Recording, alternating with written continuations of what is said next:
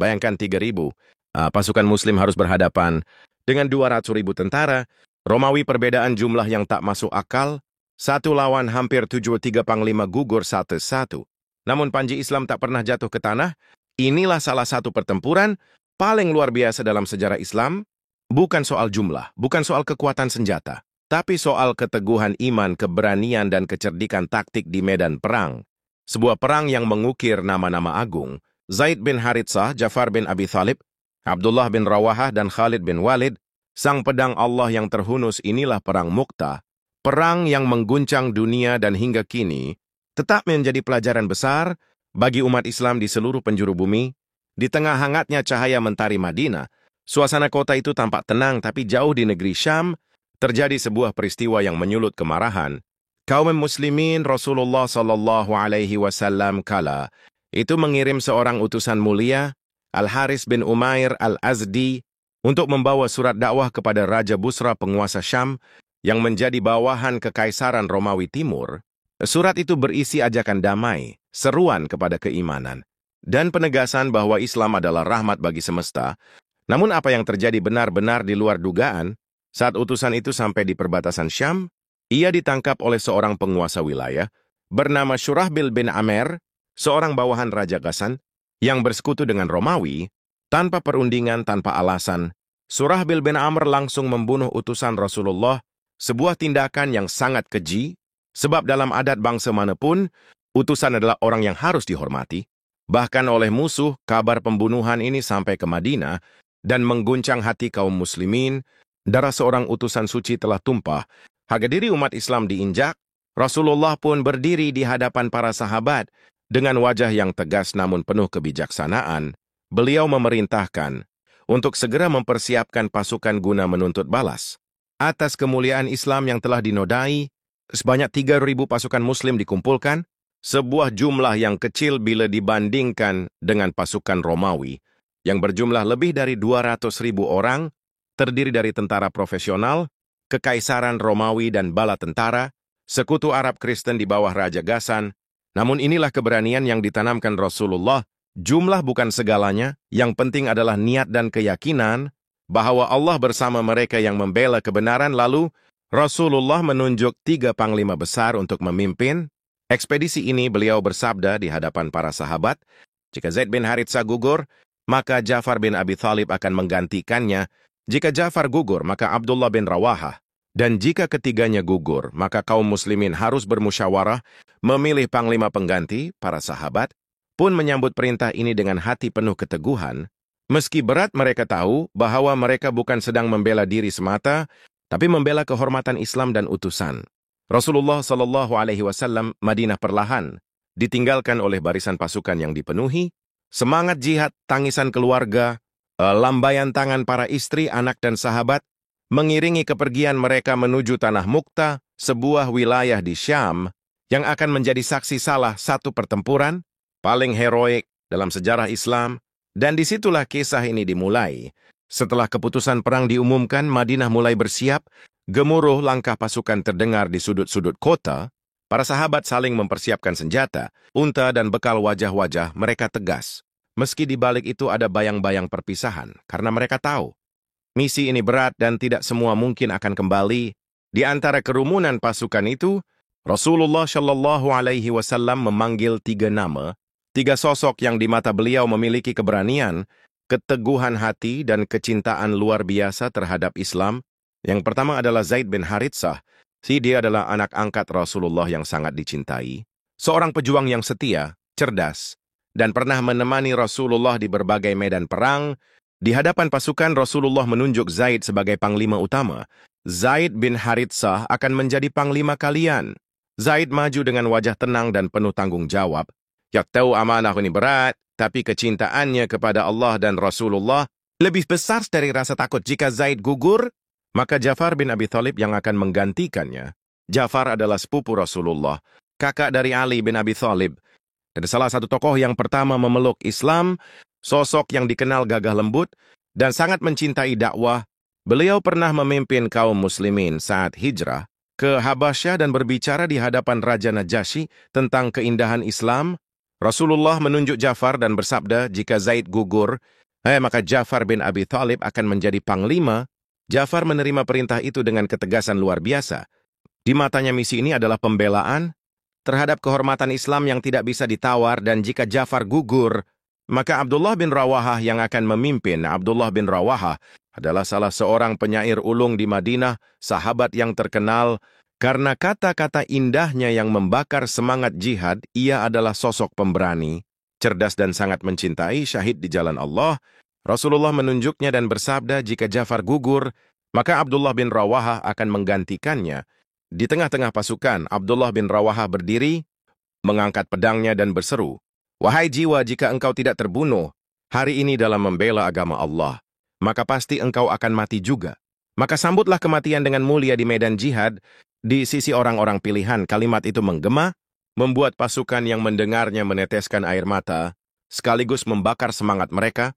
Rasulullah pun berpesan, jika ketiganya gugur, maka bermusyawarahlah di antara kalian untuk memilih panglima. Sebuah pesan yang menunjukkan betapa Rasulullah mengajarkan kebijaksanaan bahkan di saat genting, bahwa kepemimpinan harus berada di tangan yang tepat, dan umat harus sepakat dalam menentukan pengganti.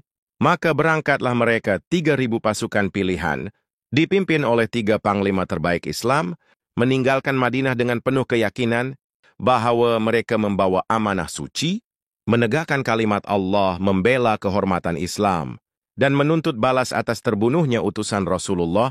Angin gurun pun mengantar langkah mereka. Di kejauhan tanah Muktah telah menanti, dan di sana sejarah besar akan tercipta. Pasukan Muslim bergerak meninggalkan Madinah, debu-debu gurun berterbangan, menutupi jejak kaki 3.000 pejuang yang hatinya terpaut pada satu tujuan, membela kehormatan Islam. Tak ada suara keluh, tak ada tanya kapan mereka akan kembali, sebab di hati mereka syahid di jalan Allah jauh lebih mulia daripada kembali dengan selamat tanpa kehormatan di setiap langkah. Para yang pasukan mengingat pesan Rasulullah. Zaid bin Haritsah memimpin barisan dengan tegap.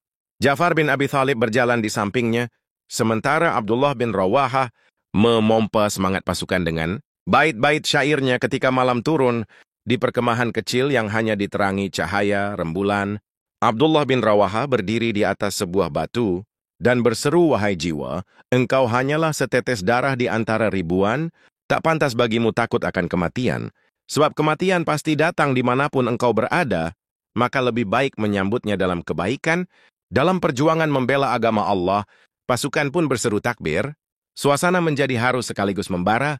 Hari demi hari berlalu, mereka melewati gurun-gurun panas, padang tandus tanpa bayangan, pohon dan pegunungan berbatu, keringat bercucuran, kerongkongan mengering, namun langkah tak pernah mundur, hingga akhirnya di suatu titik sebelum Muktah, mereka menerima kabar yang membuat dada sesak. Pasukan Romawi yang berkumpul di Muktah mencapai lebih dari 200.000 orang, terdiri dari tentara Romawi Timur yang terkenal brutal, lengkap dengan perlengkapan tempur canggih, dan pasukan Arab Kristen di bawah Raja Ghassan. 3.000 pasukan Muslim itu pun saling berpandangan. Tak ada rasa gentar, hanya sebuah keheningan yang membisu. Mereka sadar, angka itu mustahil dihadapi secara manusiawi. Tapi mereka tidak berjalan sendirian. Mereka berjalan bersama Allah. Dalam suasana itu Abdullah bin Rawahah kembali maju. Kali ini suaranya berat tapi tegas. "Wahai kaum muslimin, demi Allah apa yang kalian takuti? Bukankah kita berperang demi agama ini? Bukan karena jumlah? Bukankah kematian adalah syahid bagi kita? Dan kemenangan adalah anugerah Allah? Maka bersiaplah sesungguhnya. Kemenangan tidak diukur dengan banyaknya jumlah, tapi dengan keimanan yang lurus dan niat yang benar." Takbir menggema, membelah angin malam yang menusuk tulang. Semangat yang mulai goyah kembali menyala. Esoknya pasukan Muslim bergerak maju. Debu perang mulai terlihat di kejauhan, dan benteng-benteng Romawi mulai tampak. Bendera pasukan Romawi dan sekutunya berkibar di seberang lembah. Medan Muktah kini di depan mata, tak ada jalan kembali. Hanya 2 pilihan, syahid atau kemenangan. Maka Zaid bin Haritsah pun mengangkat pedangnya tinggi-tinggi dan berseru lantang, "Dengan nama Allah yang tidak ada Tuhan selain Dia, kita akan berperang sampai kemenangan di tangan kita, atau syahid di sisinya."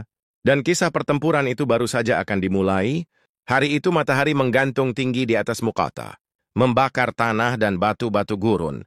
Di satu sisi medan 3.000 pasukan Muslim berdiri kokoh, di sisi lain, bentangan pasukan Romawi dan sekutunya memenuhi cakrawala lebih dari 200.000 orang, bersenjata lengkap dengan kuda-kuda perang, perisai-perisai baja, dan panah-panah maut yang siap dilepaskan. Perbandingan kekuatan ini seolah mustahil. Tapi bagi pasukan Muslim, bukan jumlah yang menentukan hasil perang, melainkan keteguhan iman dan pertolongan Allah. Zaid bin Haritsah, panglima pertama, mengangkat bendera Islam tinggi-tinggi. Ia memimpin barisan depan tanpa sedikit pun rasa gentar di wajahnya. Dengan teriakan Allahu Akbar, Zaid menerjang ke tengah pasukan musuh. Tubuhnya lincah, pedangnya menebas ke kanan dan kiri, menghantam para tentara Romawi yang bertubuh besar. Namun musuh terlalu banyak, anak panah datang dari segala arah, tombak-tombak Romawi menusuk udara, dan akhirnya Zaid bin Haritsah syahid, tubuhnya roboh, memeluk bendera Islam yang masih berkibar. Panji perang tidak boleh jatuh. Seketika Ja'far bin Abi Thalib maju. Ia memegang bendera itu dengan tangan kanannya, dan pedang di tangan, kirinya dengan keberanian luar biasa. Ja'far menerjang ke tengah-tengah musuh. Ia bertempur seperti seekor singa. Di tengah gerombolan serigala, tubuh Ja'far dihujani tusukan. Tangan kanannya tertebas, bendera hampir jatuh. Tapi Ja'far cepat memindahkan panji ke tangan kirinya. Tangan kirinya pun tertebas. Namun Ja'far tak membiarkan panji itu jatuh. Ya, dengan sisa kekuatannya, ia merangkul bendera itu dengan kedua lengannya yang berdarah, memeluknya erat di dada hingga tubuhnya roboh ke tanah. Syahid sebagai pahlawan besar Islam. Kaum muslimin menangis melihat pemandangan itu. Namun mereka tak mundur. Abdullah bin Rawahah maju, menggenggam panji itu dengan hati yang penuh getaran. Wajahnya pucat bukan karena takut mati, tapi karena rasa rindu kepada syahid begitu kuat, hingga tubuhnya bergetar. Ia sempat berkata kepada dirinya sendiri, "Wahai jiwa, apa yang menahanmu? Demi Allah, turunlah ke medan syahid. Jika engkau gugur, itu adalah kemuliaan. Jika engkau selamat, itu adalah kehormatan." Dengan keberanian yang membara, Abdullah menerjang ke tengah medan, pedangnya berayun, darah bercucuran. Namun akhirnya Abdullah bin Rawah pun gugur syahid. Tubuhnya menyusul dua panglima sebelumnya. Kini bendera Islam berkibar di medan penuh darah. 3 panglima telah gugur. Pasukan Muslim sejenak terdiam.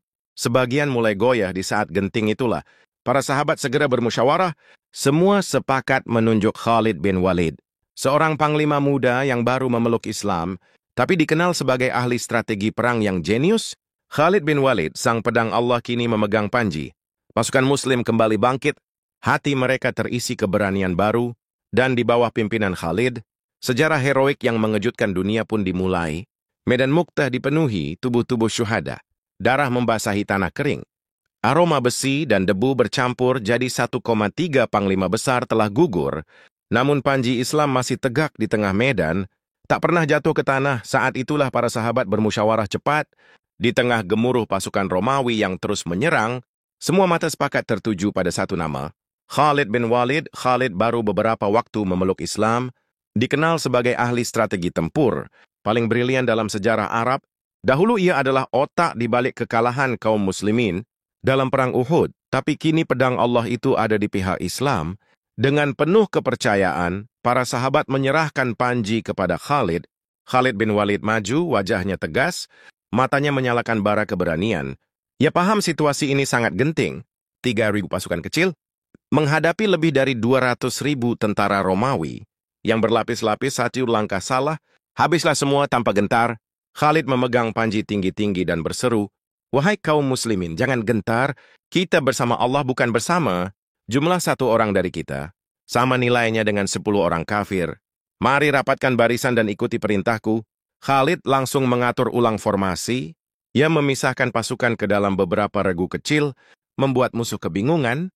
Ia mengganti posisi sayap kanan dengan sayap kiri, mengganti barisan depan dengan barisan belakang. Musuh mengira pasukan Muslim mendapat bala bantuan baru, padahal jumlahnya tetap 3.000. Strategi Khalid luar biasa. Ia mulai melancarkan serangan cepat, menyerang dari arah yang tak diduga, lalu mundur menghindari kepungan musuh. Dalam 2 kali sehari 9 pedang patah di tangannya. Karena kerasnya pertempuran, hanya tersisa sebilah pedang Yaman yang tetap ia gunakan hingga malam. Melihat kecerdikan ini, pasukan Romawi mulai kehilangan arah. Mereka kelelahan, frustasi, dan gentar. Bayangkan 200.000 pasukan tak bisa menaklukkan 3.000 pejuang yang tak pernah menyerah. Keesokan harinya Khalid kembali mengatur strategi. Kali ini dengan melakukan gerakan mundur terencana.